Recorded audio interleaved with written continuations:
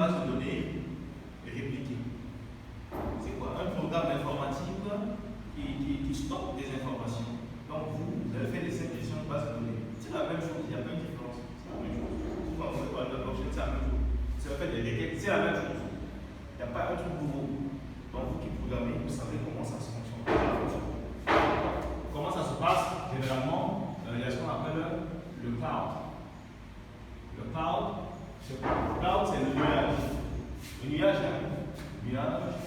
où il y a toutes les machines et autres. Donc vous allez voir qu'ici, il y a un nœud ici. Il y a un nœud ici. Un nœud. Je vais vous définir c'est quoi un nœud. Un nœud, ce sont des nœuds. Des nœuds. Voilà, n'importe qui peut développer, peut définir son stratégie, mettre en place son nœud. Et au niveau de ces nœuds, il y a ce qu'on appelle le minage, les opérations de minage.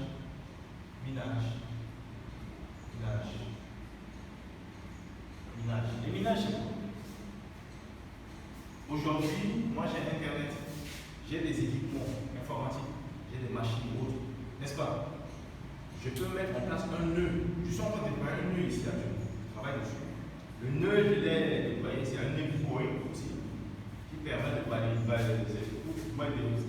de miner tout ce qui est Satoshi. C'est les fractions de Bitcoin. C'est un nœud puissant de mettre en place ici. J'ai déjà configuré, c'est bon. Bon, en fait, ce sont les aspects matériels de votre qui restent un peu, je suis en train de développer le matériel. Donc, sur le plan informatique, donc, sur le cloud, déjà, ça a été fait déjà. Donc, il faut un équipement ici qui me permet de gérer ça. Donc, le minage, c'est quoi? L'opération de minage, c'est à mettre un ensemble de machines, n'est-ce pas? Une machine à disposition du réseau Bitcoin. À disposition du réseau Bitcoin. Sur Internet, à travers Internet. Tout se fait à travers Internet. C'est mettre un ensemble de machines à disposition du réseau Bitcoin, n'est-ce pas? Du réseau Bitcoin, afin de faire quoi? De valider. Ça veut dire quoi? Lorsque je suis ici, je suis là, je t'envoie de l'argent, je te fais un transfert. Ça suppose que je fais un transfert Wave. Normalement, ça va passer par les banques. Pour ça, ça passe pas par les banques. Tu te connectes. Tu as l'adresse, tu as mon adresse par exemple, je suis à 01. Donc tu as 01 là-bas, tu sais les 01. Dès que tu mets, tu valides l'opération. Il y a un algorithme de recherche opérationnelle qui va choisir le nœud le plus proche. Il va lui donner des transactions pour qu'il puisse passer l'écriture comptable. Il va passer l'écriture. Parce qu'il y a ton solde qui est déjà ton encours. Le système connaît ton encours déjà. Ton solde connaît. Tu as 10 000. Tu peux me transférer 5 000.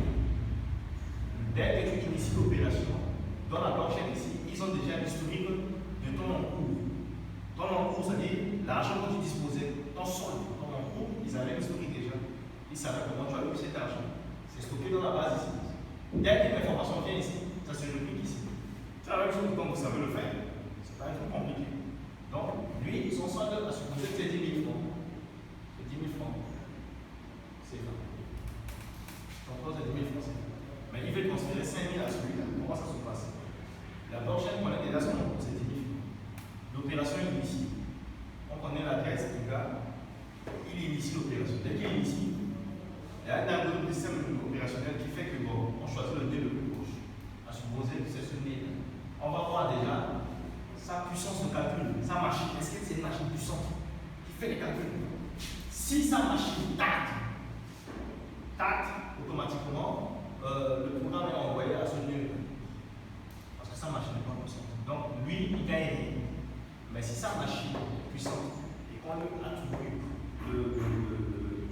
les paramètres, passe l'écriture, insère en base, sa machine est puissante, automatiquement l'information est dupliquée ici. Lui, il a la notification. N'est-ce pas? En réalité, rien ne se passe sur les wallets. Rien ne se passe sur les wallets. Les wallets servent juste d'initier les opérations et de voir ce qu'on appelle les détails de l'information. Ici. Rien ne se passe sur les wallets. Tout se passe sur la blockchain. que la blockchain, en fait, c'est là où se trouve tout le programme. Tout le programme est là. Les informations du wallet sont là. Ce ne sont que des terminaux que les gens ont. Ils initient l'opération humaine validée. Il y a un programme de type GET qui récupère l'information, qui poste, qui récupère l'information, poste un programme une méthode poste, il poste l'information sur le serveur. Et il poste l'information sur le serveur, un traitement qui est fait. C'est quoi? C'est des inserts. Écoutez-moi très bien, des inserts pour faire des examens. Des inserts côté base. Une fois que les exécuteurs, même si c'est code, mais derrière ce code-là, au niveau base, c'est des inserts qui se font là. Une fois que c'est fait, celui-là est notifié que son encours est mis à jour. Il est notifié que son encours est mis à jour. Ici aussi, son encours est mis à jour. Celui-là, finalement, c'est 5 000. Celui-là, c'est 5 000. Mais celui-là n'aura pas 5 000 francs parce que si on voit 5 000 francs, il aura 4 000 et quelques parce que l'entité qui a miné a une petite commission. N'est-ce pas? Celui qui a miné, il a une commission. Donc, il gagne. Donc, si vous voyez très bien, c'est ce dispositif qui va remplacer les banques. Les banques seront remplacées par ce dispositif. Donc, tout ce qui est système tiers,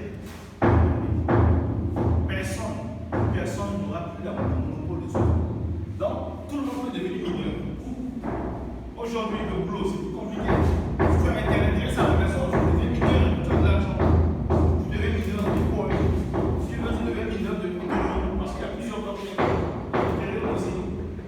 Il y a plusieurs, hein. Mais les plus célèbres, c'est ceux-là. Si tu fais dans le réseau Ethereum aussi, c'est la même chose.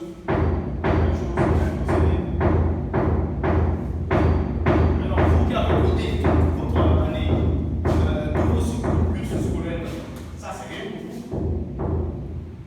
Maîtrisez Unix, vous avez des fondements de base d'intégration Unix, vous savez écrire des codes, c'est juste comprendre l'architecture et c'est fini. Vous documentez un peu et c'est bon. Vous comprenez que voilà, c'est ça le mécanisme de fonctionnement. Maintenant, le Bitcoin en tant que tel, pourquoi les gens disent que c'est une monnaie à risque? Vous allez toujours entendre à risque. Parce qu'en fait, cette monnaie-là, dès lors que les banques ne sont pas derrière, du coup, ça crée une certaine méfiance et une volatilité.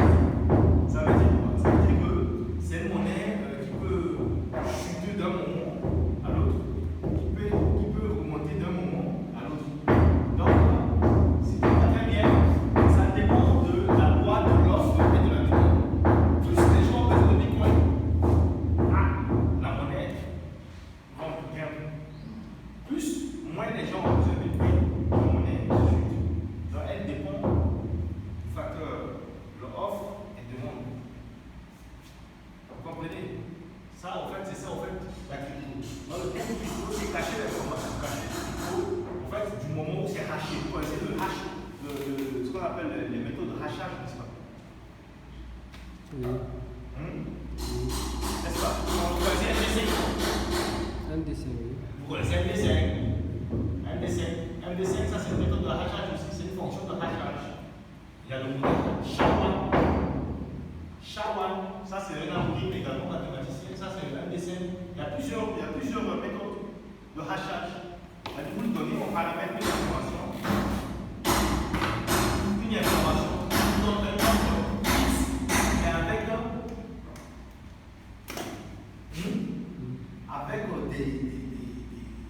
d'ajouter, sorte que c'est difficile d'avoir l'information. Donc sur la fonction permet de hacher l'information. Maintenant, si vous voulez décrypter, lorsque vous avez une fonction, par exemple, M, D5, si vous prenez l'inverse de la fonction, vous décryptez. Mais ça, c'est notre. Parce qu'on code quelque chose. Vous prenez l'inverse de la fonction. Ça, c'est en mathématiques, vous pouvez savoir ça. Si tu prends l'inverse de la fonction, il code le truc. Donc, en fait, c'est des méthodes qui sont mises au bout de la chaîne. Donc, l'information est hachée ici. De l'autre côté, ici, c'est décrypté. Et puis, il va afficher ici. Mais à l'intérieur aussi,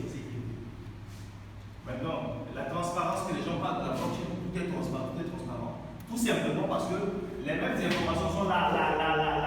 Donc on peut vérifier ici, on peut vérifier ici, on peut vérifier ici. Tu fais des vérifications de base à plusieurs endroits. Donc c'est transparent, n'est-ce pas? Je fais une insert ici. Dès lors que je fais une insert ici, je réplique l'insert ici. C'est ça la transparence, n'est-ce pas? C'est ça la transparence. Et cette transparence-là, c'est ça qui fait que ça donne un caractère un peu communautaire. Les gens sont informés. Si vous avez un Bitcoin, on peut savoir tous ceux qui ont une personne ayant ce Bitcoin à l'origine. C'est le Bitcoin. Celui-là, lui-même a donné la transférence, celui-là même a donné la transférence. En fait, c'est la même monnaie qui circule dans le.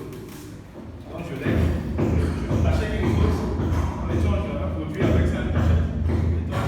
On peut savoir les personnes qui ont eu à détenir ce truc à un moment donné.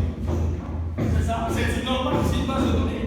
Donc, pour quelqu'un comme vous, c'est très normal. Quelqu'un qui ne connaît pas, il va dire non, c'est transparent. C'est transparent, c'est parce qu'il y a l'historique autour, n'est-ce pas? À un moment donné, à un instant T, c'est moi qui détenais cette monnaie.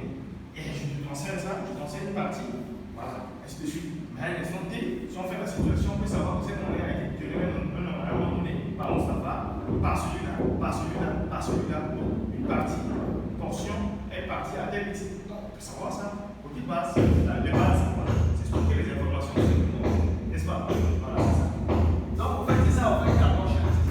Et ça, les gens l'utilisent maintenant dans d'autres domaines. Bon, il y a la rapidité, si on parle de rapidité, bon, ce n'est plus les SGBD, c'est un système de gestion de base de données relationnelles, les SGBDR. Ce n'est plus ça, c'est autre chose. C'est une norme du NoSQL. Qui stocke des informations au niveau des nœuds. Ça, c'est du cipher, en fait, du cipher. Le cipher, c'est un peu le NoSQL, mais bon, le cipher, il faut chercher à savoir ça. Le cipher. En fait, ça, c'est de la crypto aussi. Cipher, le langage cipher. Il faut voir ça. Un peu la crypto. Voilà, donc, c'est pas un GBDR, mais c'est au-delà. Il y a d'autres bases aussi, ce qu'on appelle Redis. Ça, les gens ne savent pas, Redis, c'est une base qui stocke sur les rames de vos machines. Est-ce que vous savez qu'on stocke les informations là-bas sur les rames aussi? Redis. Si vous tapez sur Internet, c'est Redis. Voilà, ça c'est pour stocker les informations sur les rames. Ça c'est traiter les informations à la seconde. Ça c'est. Ça, en fait, c'est certaines entités qui le mettent en place à grande échelle, c'est à des risques. Donc, voici un peu la crypto-monnaie. Voilà. En gros, c'est ça. Maintenant, si vous avez des questions, il faut les poser. On passe pour monter ça. J'ai une question. Oui. Je voulais savoir, quelle est la différence de Bitcoin? Si je comprends bien, le système Bitcoin, c'est basé sur cloud computing. Sur Cloud computing. Oui. Bon, tu poses la question, regarde, il a posé la question de savoir le symbole Bitcoin est basé sur le cloud computing. Le cloud computing, c'est quoi? Le cloud, c'est le nuage en anglais. Le cloud, c'est le nuage. Le nuage, c'est quoi? Internet, personne ne peut savoir. Internet, c'est un ensemble de réseaux. Je te renvoie à tout Internet. C'est un ensemble de réseaux. Réseaux de machines interconnectées à travers le monde. N'est-ce pas? Voilà, à travers ça, maintenant que les gens naviguent. Une partie d'Internet est utilisée actuellement par plusieurs qu'on appelle le web. C'est une petite partie d'Internet que les gens utilisent qu'on appelle le web. Donc, cloud, c'est juste des espaces où les gens font ce qu'on appelle la virtualisation là-bas. Au lieu qu'ils mettent en place la chose dans le local, ils ont un espace là-bas, ils mettent tout là-bas. Dans le virtuel. N'est-ce pas? Voilà. Mais lorsque tu fais ce qu'on appelle du minage, comme on a dit là, du minage, ça veut dire quoi? Le minage, tu prends un espace par exemple sur Amazon, un espace, un serveur là-bas, n'est-ce pas? Tu as la main dessus. Voilà. Tu installes le package, il y a un package pour ça, tu installes ça, tu configures du package, et tu configures un peu, voilà, en termes de processeur, tout. Maintenant, qu'est-ce que tu fais? Tu as des machines, on localise ces machines, on a un paramétrage à faire dessus.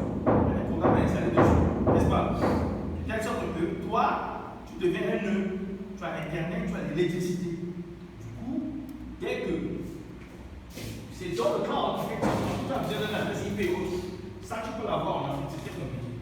Même au monde, il faut faire appel à ça. Et dans le cloud, tu as tous les outils déjà. Tu installes et tu configures en local. Et maintenant, tu fais le mapping en quelque sorte. Maintenant, lorsque ta machine est sollicitée pour faire le calcul, donc du coup, qu'est-ce qui se passe? Ce qui se passe, c'est quoi? Il y a un algorithme qui fait appel à ta machine. Ta machine valide l'opération et stop. Dès qu'il stoppe, l'information est passée, elle est stockée à différents endroits. Et maintenant, de l'autre côté, ici, on notifie l'adresse du destinataire. Le son en cours a été modifié. Il a de nouveau il a reçu, il a pas de nuit. C'est pas basé, mais bon, c'est basé sur Internet aussi. Parce que c'est on est sur Internet. Ça ne fonctionne que grâce à Internet. Sur Internet, ça ne fonctionne pas. Le cloud aussi, c'est Internet. Donc, ça nécessite Internet. Sur Internet, tu peux pas faire de la crypto-monnaie. C'est de la monnaie qui circule dans le réseau Internet. N'est-ce pas? À travers la blockchain. Donc, c'est ça en fait. Je te renvoie à l'Internet, la compréhension d'Internet. Mais bon, malheureusement, les gens ne comprennent pas trop Internet. C'est plutôt le web. Tout ce que les gens font actuellement sur Internet, c'est le web. Mais par contre, il y a beaucoup, c'est facile. Beaucoup de choses sur Internet. Et maintenant, ouais, en fait, en Bitcoin, le transfert d'argent, le transfert de crypto-monnaie, soi-disant, est-ce que votre demandeur, comment dirais-je là, les droits d'envoi ou bien on va couper le droit d'envoi, les frais. Ouais. Mais oui, parce que si, au fait, sinon, le modèle n'est pas viable. Parce que ce qui valide la dette, quoi, si tu mets en place, quoi, tu dis, ok, bon, moi, je suis ingénieur, je sors, je vais acheter une machine, j'ai un tel jour, moi, je vais créer mon nœud, bon, il faut que tu manges. Il faut que tu manges, il faut que tu vis, il faut que tu payes l'électricité, il faut que tu payes Internet, tu fais comme ça. Donc ça veut dire que si ton nœud est sollicité dans des opérations que tu as configurées, si ton nœud est sollicité, on te rémunère sur l'opération, on te rémunère, il y a les frais d'envoi, on débite, mais c'est pas pour ça. Tu comprends? Parce que si c'est ta machine qui est sollicitée, tu as une interface, tu dis, ah, c'est ta machine qui a été sollicitée pour aller dans l'opération, tu as gagné par exemple 0,000 Bitcoin. Non, c'est ta machine, elle est puissante, elle valide beaucoup, à un moment donné, tu te retrouves avec plusieurs Bitcoin. Tu le transformes, tu as de l'argent pour manger, pour. Il faut que tu manges. Il faut que tu manges. Tu dois avoir la force de continuer à travailler. C'est comme l'achat du Bitcoin maintenant. Ah, bon, maintenant, l'achat de Bitcoin, c'est quoi? C'est sur Internet. Sur Internet, moi j'en ai ici un peu. C'est sur Internet, c'est-à-dire, voilà, l'achat de Bitcoin, c'est quoi? Il y a des exemples. Allez, c'est sur Binance. Ça, au moins, les gens vont là-bas. Mais il y a d'autres providers qui le font. Hein. Il y a d'autres Ripple. Il y a d'autres providers qui le font. Tu vas là-bas. Bon, eux, quand même, ils sont connus. Tu peux aller acheter des bitcoins là-bas. Tu achètes. Et tu achètes, c'est quoi? Tu vas avoir une carte. Une carte débit. Une carte débit.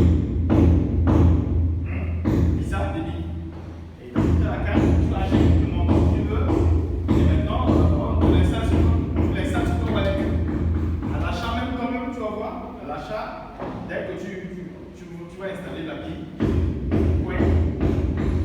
Par exemple, je donne un exemple. Je vais donner un exemple de ce que je vais comment ça fonctionne. Il y a un wallet où tu télécharges un wallet Bitcoin, n'est-ce pas? Dès que tu télécharges un wallet Bitcoin, et maintenant tu lances des éléments, tu mets le numéro de ta carte bancaire, n'est-ce pas? Tu dis le montant de Bitcoin que tu veux, tu te donnes, tu peux faire, ça va te débiter dans ce compte réel. Et dès que tu valides, tu te débites, et sur ton wallet, tu vois maintenant le montant de Bitcoin que tu as. Alors, tu peux maintenant utiliser, peut-être acheter, il y a des fournisseurs qui acceptent les paiements Bitcoin. Il y a même des hôtels qui acceptent les paiements Bitcoin. C'est un wallet comme Wave, comme Wave. En tout cas, quelqu'un qui a fait Sénégal.